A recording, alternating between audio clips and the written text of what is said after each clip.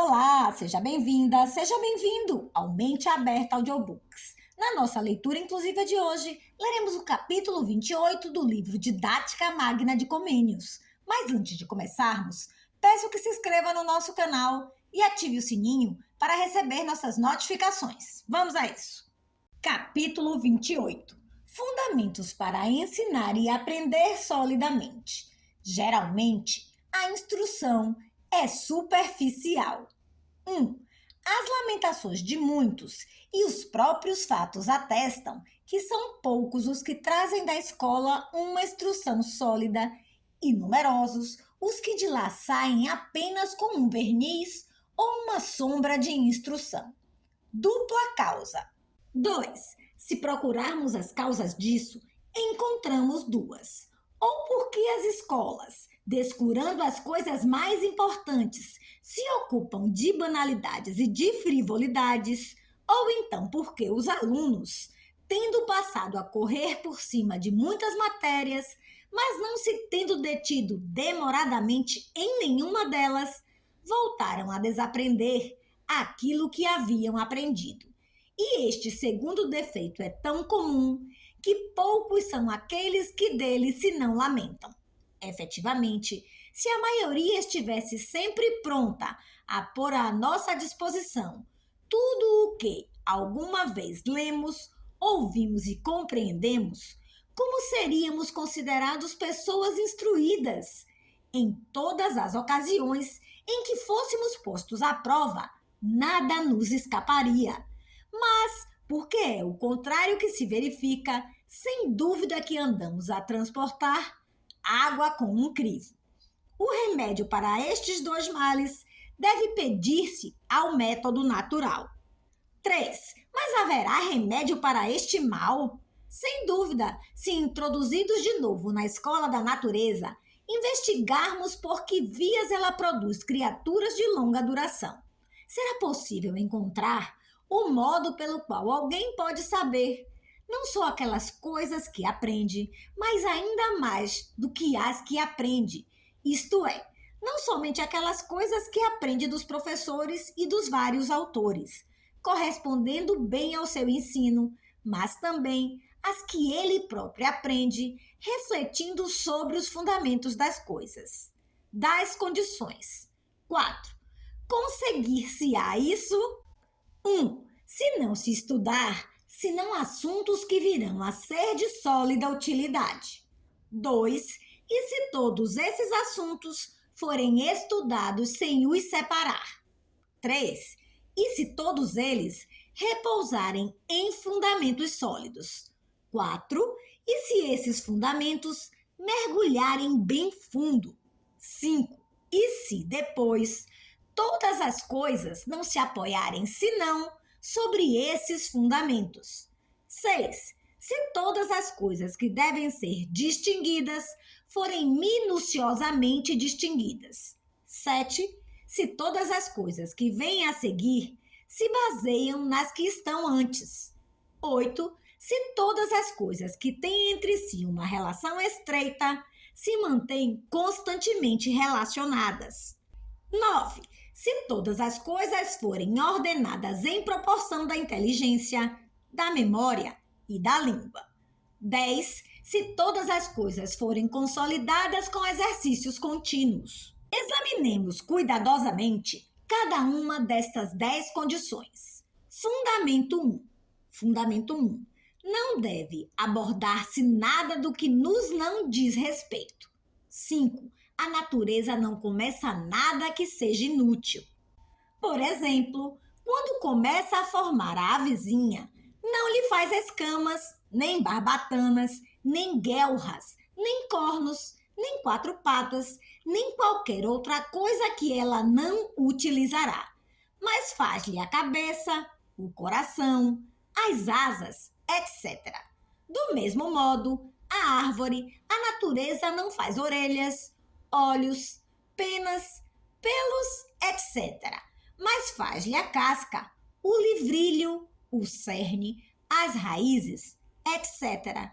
Imitação em coisas mecânicas. 6. De igual modo, quem deseja um campo, Uma vinha ou um pomar frutíferos não cultiva lasisânia, urtigas, espinheiros e silvas, mas sementes e plantas da melhor espécie. 7. Também o arquiteto, que tem intenção de levantar construções sólidas, não adquire colmo ou palha ou lama ou madeira de salgueiro, mas pedras, tijolos, madeira de carvalho e de plantas semelhantes, de fibra forte e compacta. Também nas escolas. 8. Nas escolas, portanto, 1. Não se trate senão daquelas coisas que são solidamente úteis para a vida presente e para a vida futura, mais ainda para a vida futura. Nesta terra, com efeito, devem aprender-se, segundo o aviso de São Jerônimo, precisamente aquelas coisas cujo conhecimento continuará no céu. 2. Se na realidade é preciso, como efetivamente é, infundir na mente dos jovens algumas coisas também por causa da vida presente, essas coisas devem ser de natureza a não impedirem a consecução dos bens eternos e a produzirem um fruto sólido para a vida presente. Deve tratar-se apenas de coisas sólidas. 9. Com efeito, para que servem as ninharias? Que interessa aprender coisas que nem trazem vantagens sólidas a quem as sabe, nem desvantagem a quem as ignora, e que, com o andar da idade, acabarão por desaparecer ou por se esquecer no meio das ocupações de todos os dias. A nossa breve vida comporta necessidades suficientes para a encher completamente, mesmo que não gastemos um momento sequer com essas futilidades. As escolas têm, portanto, a obrigação de não ocupar a juventude, senão em coisas sérias. De que modo se devam tornar sérias as coisas jocosas, vê-lo-emos mais adiante. Fundamento 2. Fundamento 2. Não deve deixar de fazer-se nada que tenha interesse. 10. A natureza não omite nada de quanto se apercebe que pode ser útil para o corpo que forma. Por exemplo, enquanto forma a vizinha, não se esquece de fazer-lhe nem a cabeça, nem as asas, nem as patas, nem as unhas e a pele, nem, em suma, nenhuma daquelas coisas que dizem respeito à essência da ave no seu gênero. Imitação nas escolas. 11. Da mesma maneira, portanto, as escolas, enquanto formam o homem, devem formá-lo todo, de modo a tornarem-no igualmente apto para os negócios desta vida e para a eternidade, para a qual tendem todas as coisas que se fazem neste mundo. 12. Ensine-se, portanto, nas escolas, não apenas as ciências e as artes, mas também a moral e a piedade. A ciência e a arte, com efeito, adestram a inteligência, a língua e as mãos do homem a contemplar, a falar e a fazer racionalmente todas as coisas úteis. Se deixa de aprender algumas dessas coisas, haverá um hiato que não só tornará a instrução defeituosa, mas abalará até a sua solidez, pois nenhuma coisa pode ser sólida se não tem todas as partes bem ligadas. Fundamento 3. Fundamento 3. As coisas sólidas devem basear-se solidamente. 13. A natureza não faz nada sem fundamento, ou seja, sem raízes. É sabido que a planta, antes de lançar pela terra abaixo as raízes, não lança rebentos para cima, ou, se o tenta, necessariamente seca e morre. Por isso, o jardineiro prudente não a planta antes de ter verificado que as raízes são de boa qualidade. Na ave e em todos os outros animais, as vísceras, membros vitais, fazem as vezes das raízes e, por isso, são sempre as primeiras a formar-se como fundamento de todo o corpo.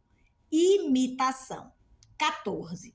Também o arquiteto não constrói a parte visível do edifício senão após haver lançado sólidos fundamentos, pois de outro modo, tudo cairia em ruínas. De igual modo, o pintor assenta as suas tintas sobre um fundo, pois sem ele, facilmente as cores se despegam, se deterioram e desbotam. Aberração. 15. Não fazem repousar a instrução sobre semelhante fundamento os professores que 1. Se não esforçam, antes de tudo, por tornar os alunos dóceis e atentos. 2. Não dão, logo no início, aos alunos a ideia geral de toda a matéria que eles vão estudar, a fim de que eles entendam de modo bem distinto o que têm a fazer. De resto, se a criança começa a aprender sem gosto, sem atenção e sem compreender, que resultado sólido pode esperar-se? Correção. 16. Daqui para o futuro, portanto, 1.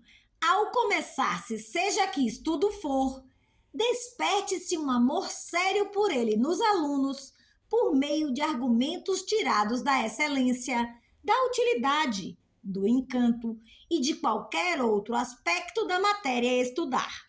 2. Imprima-se sempre no espírito do estudante a ideia geral de uma língua ou de uma arte, a qual não é senão o seu resumo, delineado de modo generalíssimo, mas contendo todas as suas partes, antes de se passar a tratar dela de uma maneira particular, para que, do campo que deve percorrer, o aluno veja logo desde os primeiros passos toda a extensão e todos os limites e até a disposição das partes internas. Efetivamente, do mesmo modo que o esqueleto é a base de todo o corpo humano, assim também o plano de uma arte é a base e o fundamento de toda essa arte. Fundamento 4. Fundamento 4. Que os fundamentos sejam profundos. 17. A natureza lança as raízes bem para o fundo. Assim, nos animais, esconde os membros vitais na parte mais interna do corpo. E a árvore, quanto mais para o fundo lança as suas raízes, tanto mais segura está. Aquela que as lança apenas à flor da terra, arranca-se facilmente. Correção da aberração. 18. Daqui resulta evidente que não só se deve excitar seriamente a docilidade no aluno, mas também se deve imprimir profundamente nas inteligências a ideia geral da matéria a estudar, e que ninguém seja admitido ao estudo aprofundado de uma arte ou de uma língua antes de essa ideia geral estar plenamente compreendida e bem enraizada. Fundamento 5. Fundamento 5. Tudo a partir das próprias raízes. 19. A natureza produz tudo a partir da raiz e nada a partir de outro elemento. Efetivamente, na árvore, tudo o que virá a ser a madeira, a casca, as folhas, as flores e os frutos não provêm senão da raiz. De fato, embora as chuvas caiam sobre a planta e o jardineiro a regue, todavia, é necessário que todas as coisas sejam destiladas através das raízes e depois circulem pelo tronco, pelos ramos, pelas folhas e pelos frutos. Por isso, embora o jardineiro vá buscar o garfo a outro lugar, deve, todavia, enxertá-lo no tronco, para que ele, incorporando-se na sua substância, possa sugar a seiva das suas raízes. Deste modo, a árvore tudo vem a partir das raízes, não sendo necessário ir a qualquer outra parte buscar os ramos e as folhas e aplicar-lhes. Da mesma maneira, quando uma ave deve revestir-se de penas, estas não vão buscar-se àquelas de que uma outra ave se despojou, mas despontam das partes íntimas do seu próprio corpo. Imitação em coisas mecânicas. 20.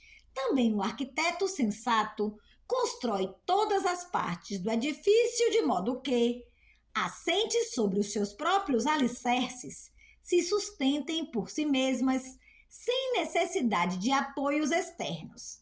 Efetivamente, se um edifício precisa desses apoios, é porque é defeituoso e ameaça a ruína. 21.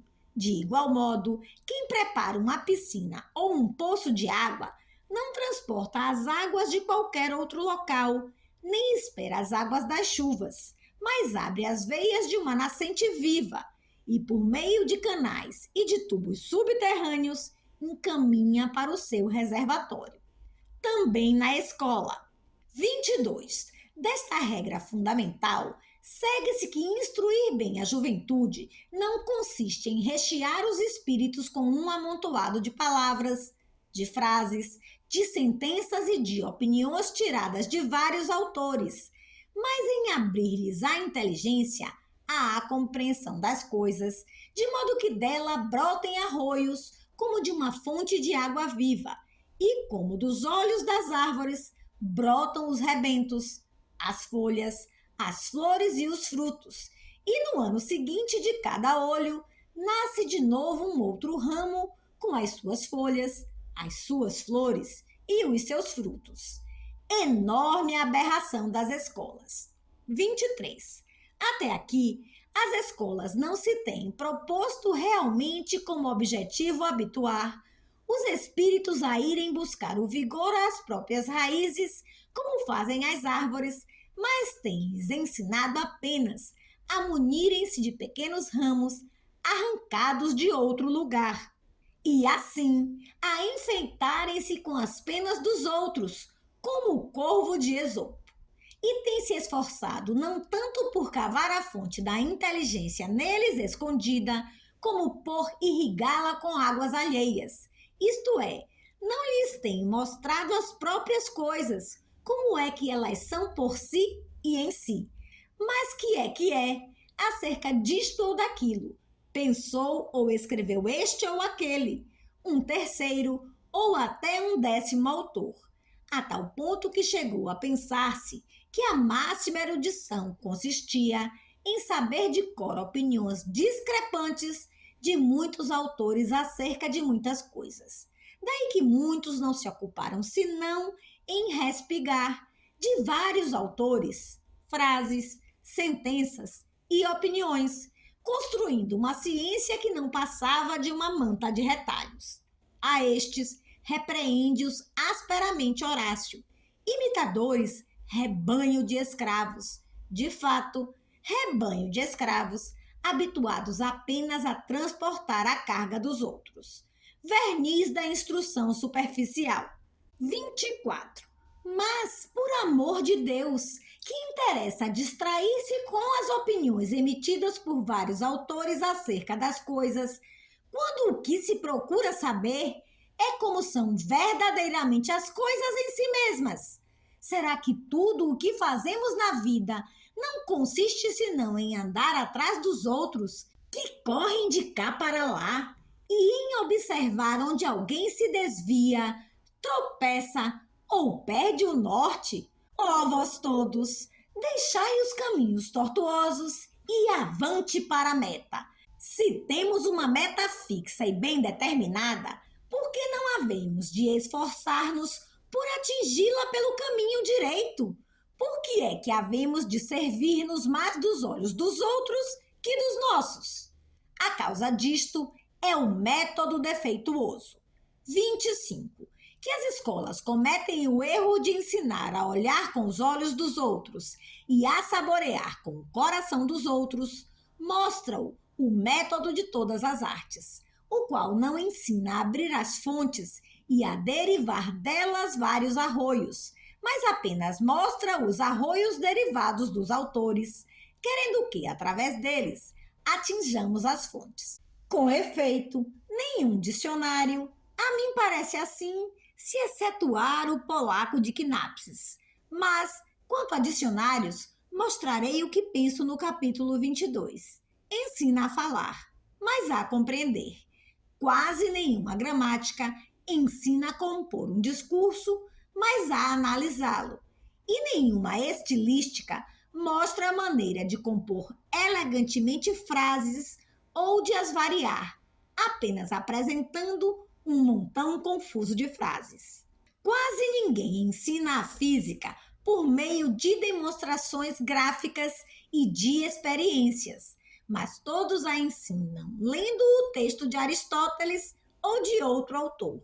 Ninguém procura formar os costumes por meio de uma reforma interna das inclinações, mas todos esboçam superficialmente uma reforma moral por meio de definições e de divisões externas das virtudes.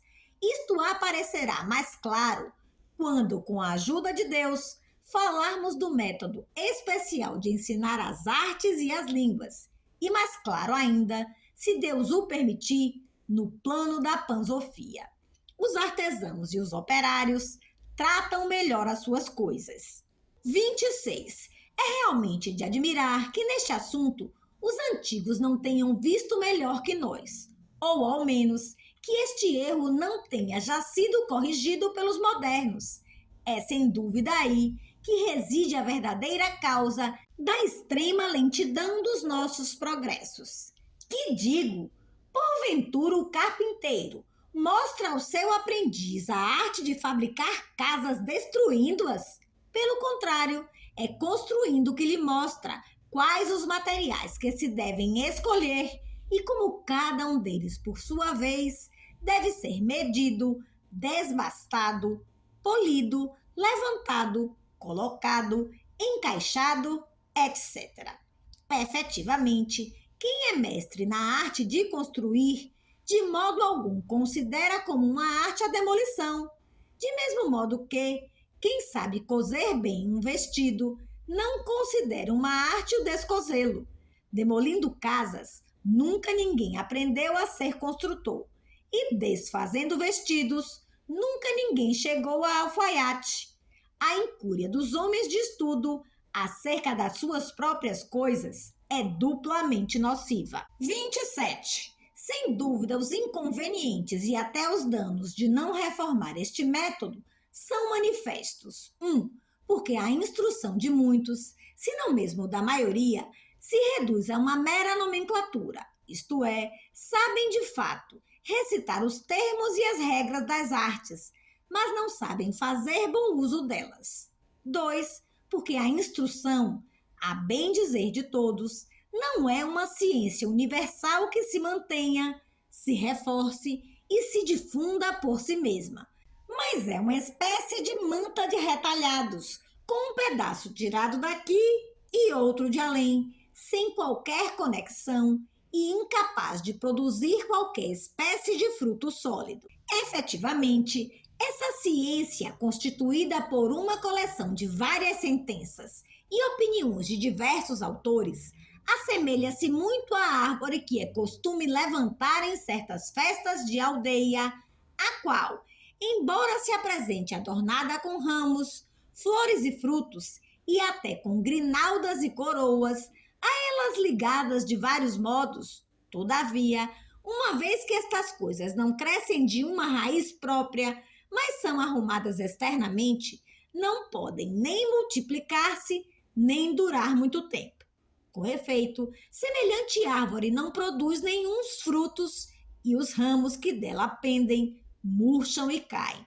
Mas a pessoa instruída a partir dos fundamentos é como uma árvore que tem raízes próprias e se alimenta de seiva própria e, por isso, está sempre vigorosa. Mais ainda, torna-se, de dia para dia, cada vez mais robusta e verdejante e apta para produzir flores e frutos. Correção. 28. A conclusão de tudo isto é esta. Tanto quanto possível, os homens devem ser ensinados não a ir buscar a ciência aos livros, mas ao céu, à terra, aos carvalhos e às faias, isto é, a conhecer e a perscrutar as próprias coisas, e não apenas as observações e os testemunhos alheios acerca das coisas. E isto equivale a dizer que é preciso caminhar de novo pelas pegadas dos mais antigos sábios se quer alcançar o conhecimento, não de outras fontes, mas do próprio arquétipo das coisas. Seja, portanto, lei. 1. Derivar tudo dos princípios imutáveis das coisas. 2. Nada é ensinar apenas com argumentos de autoridade, mas ensinar tudo por meio de demonstração sensível e racional. 3. Nada ensinar com o método analítico somente, mas de preferência tudo com o método sintético. Fundamento 6. Fundamento 6. Todas as coisas distintamente. 29. Quanto mais numerosos são os usos para que a natureza prepara determinada coisa, tanto mais minuciosamente a distingue. Por exemplo, quanto mais distintamente um animal tem os membros divididos em articulações, tanto mais é capaz de um movimento mais distinto, como o cavalo mais que o boi, o lagarto mais que o caracol, etc. Também uma árvore que tenha estendido bem os braços dos ramos e das raízes é mais resistente e mais bela. Deve imitar-se. 30. Portanto, na instrução da juventude, importa fazer tudo o mais distintamente possível, de modo que não só quem ensina, mas também quem aprende, entenda sem nenhuma confusão onde está e o que faz. Importa, por isso, que todos os livros utilizados nas escolas sejam elaborados segundo este luminoso exemplo da natureza. Fundamento 7. Fundamento 7. Tudo em contínuo progresso. 31. A natureza está em contínuo progresso. Nunca para, nunca abandona as coisas velhas para fazer coisas novas, mas apenas continua, aumenta e aperfeiçoa as coisas que antes começara. Por exemplo, na formação do feto, a substância que começou a tornar-se cabeça, pés, coração, etc., permanece isso mesmo e apenas se aperfeiçoa. Uma árvore nascida de semente não deita fora os primeiros ramos com que nasceu, mas continua solicitamente a fornecer-lhe seiva vital, para que possam, todos os anos, lançar novos ramos. Deve imitar-se. 32. Portanto, nas escolas, 1. Disponham-se todos os estudos de tal maneira que os seguintes se baseiem sempre nos precedentes, e os que se fazem primeiro sejam consolidados pelos que vêm a seguir. 2. Todas as coisas explicadas, depois de bem apreendidas pela inteligência, fixam-se também na memória. A memória deve ser aumentada e reforçada na primeira idade. 33. Porque neste método natural, tudo o que precede deve servir de fundamento a tudo o que se segue, não pode proceder-se de outro modo, senão assentando todas as coisas em bases sólidas.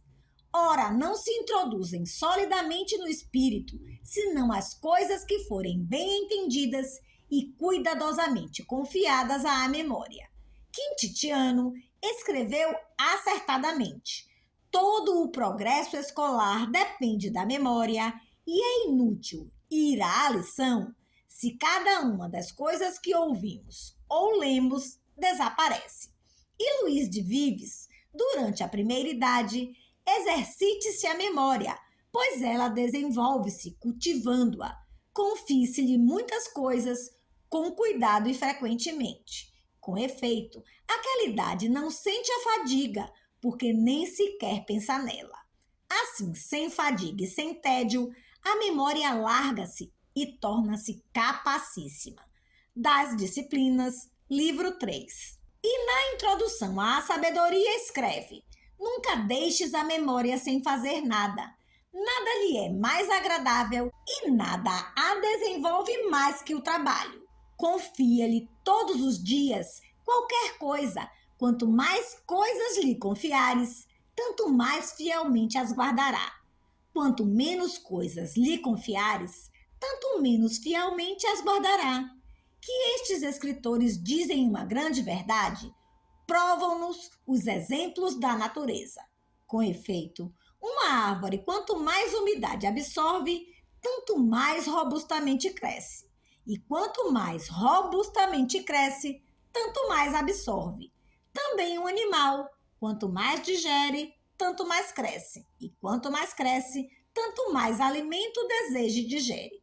E da mesma maneira, todas as coisas tomam naturalmente incremento em razão das suas próprias aquisições. Não deve, portanto, sob este aspecto, poupar-se a primeira idade, desde que se proceda racionalmente. Isso constituirá o fundamento de um solidíssimo progresso. Fundamento 8. Fundamento 8. Todas as coisas com nexos contínuos. 34. A natureza liga todas as coisas com nexos contínuos. Por exemplo, quando forma uma avezinha, liga de todos os modos membro com membro, osso com osso, nervo com nervo, etc. Também numa árvore, da raiz brota o tronco, do tronco os ramos, dos ramos as ramagens, das ramagens os rebentões, dos rebentões os rebentos, dos rebentos as folhas, as flores e os frutos, e depois novos rebentões, etc.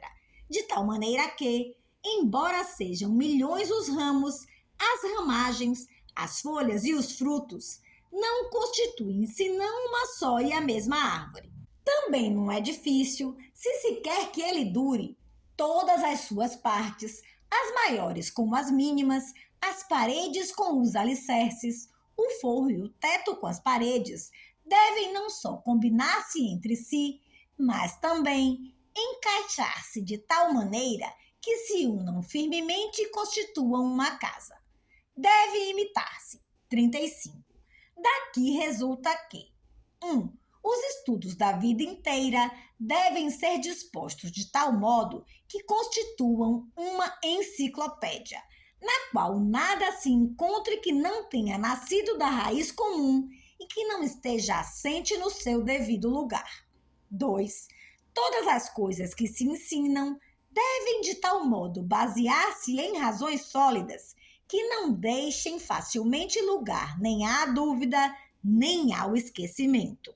Efetivamente, as razões são os pregos, as fivelas e os ganchos que fazem estar uma coisa seguramente ligada e não a deixam cambalear nem cair. Que significa ensinar pelas causas? 36. Consolidar todas as coisas com razões significa ensinar todas as coisas pelas suas causas, isto é, mostrar não só como é que alguma coisa é, mas também por que não pode ser de outra maneira. Com efeito, saber significa conhecer as coisas por meio das suas causas.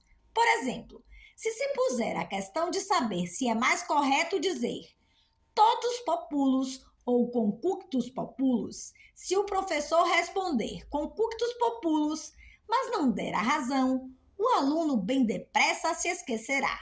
Mas se disser que cunctus é uma contração de conjunctus e que, portanto, totus se diz mais apropriadamente de uma coisa sólida e cunctus de algum coletivo, como no caso presente, não vejo como uma criança o possa esquecer, a não ser que seja muito estúpida. De igual modo, disputam os gramáticos por que é que se diz mea refert, tua refert, ejus refert. Isto é, porque é que na primeira e na segunda pessoa se usa o ablativo. Com efeito, assim pensam. E na terceira, o genitivo. Se eu disser que acontece assim, porque refert é, neste lugar, uma contração de resfert, pela elisão do S, e que por isso se deveria dizer mea resfert, tua resfert, ejus resfert, ou de modo contracto, mea refert, tua refert, ejus refert, e que assim mea e tua não são ablativos, mas nominativos, não trarei luz à mente do aluno? Em conclusão, queremos que os alunos sejam ensinados a conhecer, de modo distinto e expedito, a origem de todas as palavras e a razão de todas as frases ou construções e os fundamentos de todas as regras nas artes e nas ciências. Efetivamente, os teoremas das ciências devem apoiar-se não em raciocínios e hipóteses, mas na demonstração primeira, que é inerente às próprias coisas. Além de um dulcíssimo prazer, este exercício tem também uma notável utilidade, pois prepara o caminho para uma solidíssima instrução, uma vez que assim se abrem os olhos aos alunos, tornando-os desejosos de por si passarem do conhecimento de umas coisas para o de outras, e assim sucessivamente. Conclusão. 37. Portanto, nas escolas, todas as coisas sejam ensinadas pelas suas causas. Fundamento 9. Fundamento 9. Todas as coisas segundo uma proporção contínua das coisas interiores para as exteriores. 38. A natureza conserva uma justa proporção entre as raízes e os ramos, relativamente à quantidade e à qualidade. Com efeito, assim como debaixo da terra, as raízes se desenvolvem mais robustamente ou mais debilmente, assim também em pleno ar, os ramos se desenvolvem mais robustamente ou mais debilmente. E é necessário que seja assim, pois, se a árvore crescesse apenas para cima, não poderia manter-se de pé, uma vez que é mantida de pé pelas raízes. Se crescesse apenas para baixo da terra, seria inútil, pois o fruto é produzido pelos ramos e não pelas raízes. Também no animal, os membros exteriores crescem paralelamente com os interiores. Se os interiores estão bem, também os exteriores se sentem bem. Deve imitar-se. 39. Assim também a instrução, embora antes de tudo deva ser concebida, incrementada e robustecida na raiz interior da inteligência, todavia, deve procurar-se que, ao mesmo tempo, lance para fora de modo visível os seus ramos e as suas folhas. Isto é necessário que, ao mesmo tempo que se ensina a entender as coisas, se ensine também a dizê-las e a fazê-las, ou seja, a pô-las em prática e vice-versa. 40. Portanto, 1. Logo que uma coisa seja entendida, pense-se imediatamente na utilidade que ela pode vir a ter, para que nada se aprenda em vão. 2. Logo que uma coisa seja entendida, difunda-se de novo, comunicando-a a outros, para que nada se saiba em vão. Efetivamente, neste sentido, é verdadeira a seguinte máxima: o teu saber nada vale se outro não sabe que tu sabes. Por isso, não se abra nenhuma fontezinha de ciência sem dela fazer derivar imediatamente pequenos riachos. Mas acerca deste assunto, falaremos mais amplamente no fundamento seguinte. Fundamento 10. Fundamento 10. Todas as coisas com exercícios contínuos. 41. A natureza vivifica-se e robustece-se a si mesma com um movimento constante. Assim, uma ave não só mantém quente os ovos com o coxo, mas também os vira todos os dias de um lado para o outro, para que se mantenham igualmente quentes de todas as partes. É fácil observar este fato nas patas, nas galinhas e nas pombas, que fazem nascer os seus filhos nas nossas casas. Depois, exercita e robustece a avezinha acabada de nascer, fazendo-a mover frequentemente o bico e as patas, abrir, bater e levantar as asas e fazer várias tentativas de caminhar e de voar. Também uma árvore, quanto mais frequentemente é batida pelos ventos, tanto mais viçosa se eleva no ar e tanto mais fundo lança as raízes, pelo que, para todas as plantas, é um bem serem provadas pelos aguaceiros, pelo granizo, pelos trovões e pelos raios, dizendo-se até que as regiões batidas pelos ventos e pelos raios produzem madeira mais forte. Imitação em coisas mecânicas. 42. Deste modo, também o arquiteto aprendeu a enxugar e a endurecer os seus trabalhos ao sol e ao vento. E o ferreiro, para que o ferro endureça e aguente depois o corte, mete-o muitas vezes no fogo e na água, e desta maneira o faz provar, ora o calor, ora o frio, a fim de que, amolecendo muitas vezes, endureça ainda mais. O modelo dos exercícios escolares deve ir buscar-se a natureza. 43. Daí resulta que a instrução não pode chegar a ser sólida senão à força de repetições e de exercícios, feitos quanto mais vezes e quanto melhor possível. De resto, qual seja o melhor modo de fazer exercícios, ensinam-lo os movimentos naturais que no corpo vivo servem à faculdade nutritiva, ou seja, os movimentos de absorção, de digestão e de assimilação. Efetivamente, da mesma maneira que no animal e também na planta, qualquer membro deseja o alimento para o digerir e o digere, tanto para se alimentar a si mesmo, deixando para si e assimilando uma parte do alimento digerido, como para comunicar aos membros vizinhos para a conservação do todo. Com efeito, cada membro serve os outros, para que os outros o sirvam também. De igual modo, multiplicará a doutrina quem sempre 1. Procurar e tomar para si o alimento do espírito. 2. Tendo-o encontrado e absorvido, o ruminar e digerir. 3. Tendo-o digerido, o assimilar e o comunicar a outros. 44.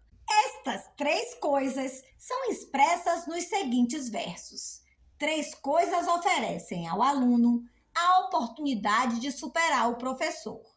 Perguntar muitas coisas, reter o que perguntou e ensinar o que reteve. Pergunta-se consultando o professor ou um condiscípulo ou um livro acerca das coisas que se ignoram. Retém-se confiando à memória as coisas conhecidas e entendidas.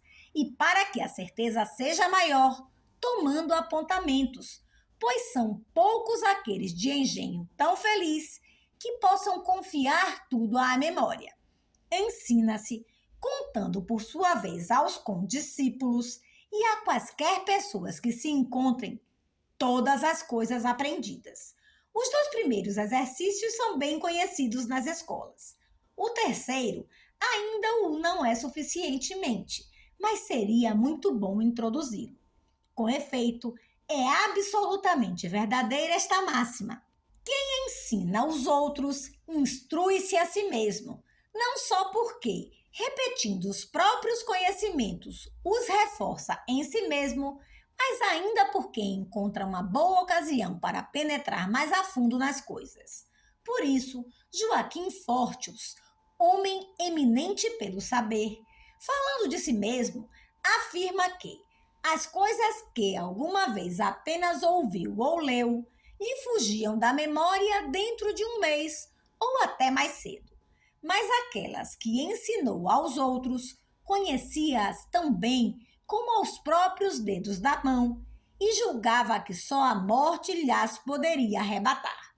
Por isso, dá o seguinte conselho: o estudioso que deseja fazer grandes progressos, arranje alunos aos quais ensine todos os dias aquilo que aprende, ainda que tenha de pagar-lhe a peso de ouro. E acrescenta: vale bem a pena que alguém renuncie a quaisquer vantagens materiais, desde que haja quem o queira ouvir como mestre, isto é, quem o queira fazer progredir. Assim falava este grande homem.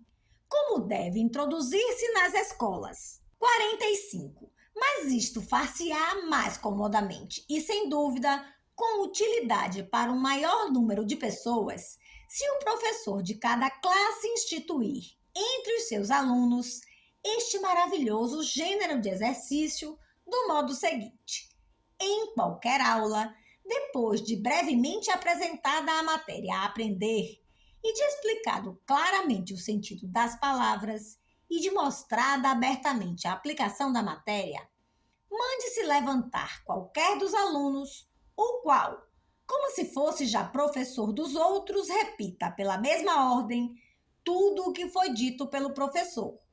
Explique as regras com as mesmas palavras, mostre a sua aplicação por meio dos mesmos exemplos. Se acaso errar, o professor deverá corrigi-lo. Depois, mande-se levantar outro para fazer o mesmo, enquanto todos os outros estão a ouvir. E depois, um terceiro e um quarto. e quantos for necessário, até que se veja claramente que todos compreenderam bem a lição e já são capazes de a repetir e de a ensinar. Não aconselho a que se observe, neste caso, uma ordem rígida, mas aconselho que se chame primeiro os mais inteligentes, a fim de que os de inteligência mais lenta, animados pelo exemplo dos primeiros, possam mais facilmente segui-los. Utilidade destes exercícios. 46. Esta espécie de exercício terá notável utilidade. 1. O professor tornará os alunos sempre atentos às suas palavras. Com efeito, uma vez que logo a seguir, qualquer deles deverá levantar-se e repetir toda a lição, e por isso cada um temerá tanto por si como pelos outros, de boa ou de má vontade, terá os ouvidos atentos, para não deixar que nada lhe escape.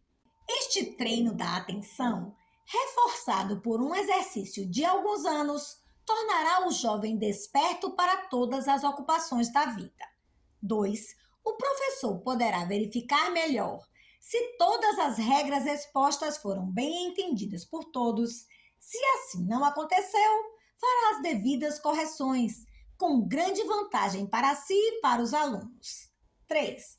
Dado que as mesmas coisas se repetem muitas vezes, mesmo os alunos de inteligência muito lenta acabarão por compreendê-las, de modo a poderem avançar para a frente ao lado dos outros, enquanto que os mais inteligentes, certos de haverem aprendido as coisas mais que claramente, experimentarão um doce prazer. 4. Com esta repetição assim tantas vezes renovada, a lição tornar-se-á mais familiar a todos do que estudando afincadamente durante longas horas em casa, de tal maneira que, relendo-a depois à noite e de manhã, apenas por divertimento e prazer, estarão seguros de haver fixado na memória todas as coisas. 5.